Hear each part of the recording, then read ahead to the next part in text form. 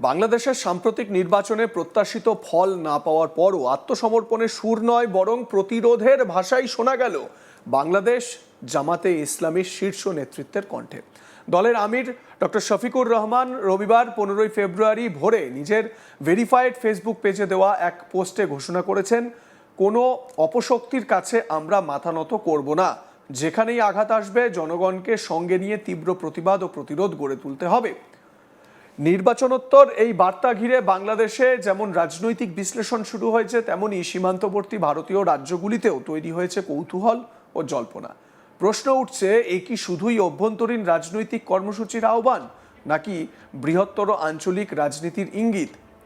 রবিবার সকাল 6:50 দেওয়া পোস্টে শফিকুর রহমান প্রথমেই সহকর্মীদের উদ্দেশ্যে জানতে চান নির্বাচনোত্তর পরিস্থিতিতে তারা কেমন আছেন। এরপরই তিনি অভিযোগ তোলেন যে দেশের বিভিন্ন প্রান্তে তাদের সমর্থকদের উপর হামলা, ভাঙচুর, অগ্নিসংযোগ এবং নারীদের সঙ্গে খারাপ ঘটনা কিছু ঘটেছে। তিনি লেখেন, নির্বাচনোত্তর পরিবেশে আপনারা সবাই কেমন আছেন? দেশের বিভিন্ন জায়গা থেকে ভাই বোনদের ওপর একটি বিশেষ দলের কিছু উচ্ছৃঙ্খল আচরণ, হামলা, ভাঙচুর, অগ্নিসংযোগ, এমনকি 11 দলের প্রতীকে ভোট দেওয়াকে কেন্দ্র করে আমাদের সম্মানিত নারীদের সঙ্গে খারাপ ঘটনার মতো বেদনাদায়ক ঘটনার খবর দেশের বিভিন্ন প্রান্ত থেকে আমাদের কাছে আসছে। ন্যায় ও সত্যের ওপর ইনশাল্লাহ আমরা অটল থাকব। কোনো অপশক্তির কাছে আমরা মাথা নত করব না। যেখানেই এ ধরনের আঘাত আসবে জনগণকে সঙ্গে নিয়ে মজলুমের পাশে দাঁড়িয়ে সেখানেই তীব্র প্রতিবাদ ও প্রতিরোধ গড়ে তুলতে হবে। সাধারণ জনগণের পাশে শক্ত হয়ে দাঁড়ান। মনে রাখবেন, এটি মানবতার দাবি, মহান আল্লাহকে ভালোবাসার দাবি এবং দেশকে ভালোবাসার দাবি। এই দাবি পূরণে আমরা দৃঢ় প্রতিজ্ঞ। এ ব্যাপারে কোনো দুর্বলতা প্রদর্শনের সুযোগ নেই। বাংলাদেশের সাম্প্রতিক নির্বাচনে জামাতে ইসলামী প্রত্যাশিত সাফল্য পায়নি। রাজনৈতিক পর্যবেক্ষকদের মতে সাংগঠনিক শক্তি থাকা সত্ত্বেও ভোটের ময়দানে প্রভাব বিস্তারের সীমাবদ্ধতা স্পষ্ট হয়েছে। এই পরিস্থিতিতে দলের শীর্ষ নেতার বার্তা মূলত সংগঠনের মনোবল অটুট রাখার প্রচেষ্টা বলেই মনে করছেন বিশ্লেষকরা। নির্বাচনে হার মানেই রাজনৈতিকভাবে নিশ্চিহ্ন হয়ে যাওয়া নয়, এই বার্তা দিতে চাইছে দল। ঢাকায় এক রাজনৈতিক গবেষকের কথায়, পরাজয়ের পরে সংগঠন ভেঙে পড়া স্বাভাবিক। তাই নেতৃত্বের প্রথম কাজ সমর্থকদের আশ্বস্ত করা, লড়াই শেষ হয়নি। শফিকুর রহমান তার পোস্টে অপশক্তি শব্দটি ব্যবহার করেছেন, কিন্তু এই অপশক্তি কারা? সরাসরি কোনো দলের নাম উল্লেখ না করলেও তার অভিযোগের ইঙ্গিত প্রতিদ্বন্দ্বী রাজনৈতিক শক্তির দিকেই। বাংলাদেশের রাজনীতিতে অপশক্তি শব্দটি বহুবার ব্যবহৃত হয়েছে, কখনো সরকার বিরোধী শক্তির বিরুদ্ধে, কখনো আবার উগ্রপন্থী সংগঠন বোঝাতে। বিশ্লেষকদের মতে এই শব্দচয়ন ইচ্ছাকৃতভাবে অস্পষ্ট রাখা হয়েছে, যাতে বৃহত্তর সমর্থক গোষ্ঠীকে একত্রিত করা যায়। শফিকুর রহমান লিখেছেন, যেখানেই এ ধরনের আঘাত আসবে জনগণকে সঙ্গে নিয়ে তীব্র প্রতিবাদ ও প্রতিরোধ গড়ে তুলতে হবে। এই প্রতিরোধ কি সাংবিধানিক ও গণতান্ত্রিক পথে, নাকি রাস্তায় নেমে সংঘাতের মাধ্যমে, তা স্পষ্ট নয়। ডক্টর শফিকুর রহমানের পোস্ট আপনারা দেখতে পাচ্ছেন, যে পোস্ট তিনি নির্বাচনোত্তর পরিস্থিতিতে করেছেন এবং সেখানে লিখছেন, প্রিয় সহকর্মী বৃন্দ, আসসালামু আলাইকুম ওয়া রাহমাতুল্লাহ। নির্বাচনোত্তর পরিবেশে আপনারা সবাই কেমন আছেন?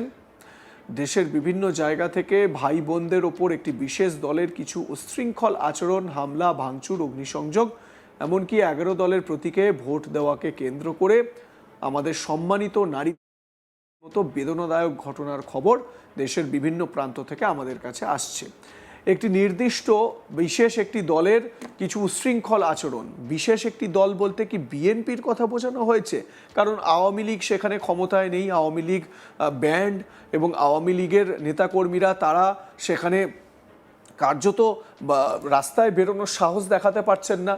এবং এই রকম একটা পরিস্থিতিতে যেখানে বিএনপি ক্ষমতা দখল করেছে, বিএনপি ভোটে জয়ী হয়েছে সংখ্যাগরিষ্ঠ ভোট নিয়ে, শফিকুর রহমানের উদ্দেশ্য তাহলে কি বিএনপির দিকেই?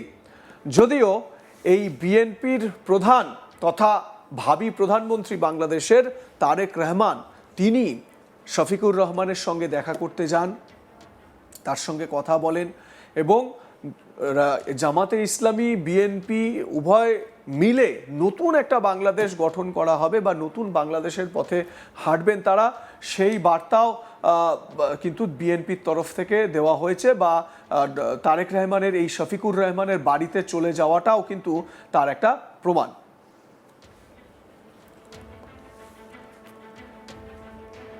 শফিকুর রহমান তিনি তার বক্তব্যে কি বলেছেন, জামাতে আমির তিনি কি বলেছেন শুনুন। নির্বাচন কমিশন কি এক এক জায়গায় এক একটা আইনের প্রয়োগ করবে একই বিষয়ে? এটা এখন বিশাল প্রশ্নের ব্যাপার। আমাদের সেক্রেটারি জেনারেল সহ বেশ কিছু আসনে এই ধরনের ব্যাপার আছে। স্ব আসনে যাদের উপরে এই অন্যায় আচরণ করা হয়েছে, যাদের অধিকার জোর করে কেড়ে নেওয়া হয়েছে, আমাদের সিদ্ধান্ত তারা প্রতিকার চাইবেন। সুনির্দিষ্ট সময়ের ভিতরে যদি আমরা প্রতিকার পাই তাহলে এক কথা, কিন্তু যদি না পাই তাহলে এখানেও আমরা বাধ্য হব আমাদের পথ ধরতে। আমরা আশা করব নির্বাচন কমিশন শুভ বুদ্ধির উদয় হবে এবং তারা ন্যায় ইনসাফ করবেন। না করলে দায় তাদেরকে নিতে হবে। আমরা এখনো বলবো, দেশকে আমরা ভালোবাসি, ভালোবাসার জায়গা থেকে আমরা দেশের শান্তি শৃঙ্খলা এবং দেশের ঐক্য চাই। আমাদের স্লোগানই ছিল ঐক্যবদ্ধ বাংলাদেশ। ঐক্যবদ্ধ বাংলাদেশে থাকতে হলে পরস্পরকে সম্মান করেই থাকতে হবে। এখানে কেউ রাজা নয় আর বাকিরা প্রজা নয়। এখানে কেউ মালিক নয়, বাকিরা তাদের অধীনস্থ নয়। এখানে সকলেই বাংলাদেশের একই সংবিধানের অধীনে সমান অধিকার তারা ভোগ করবেন।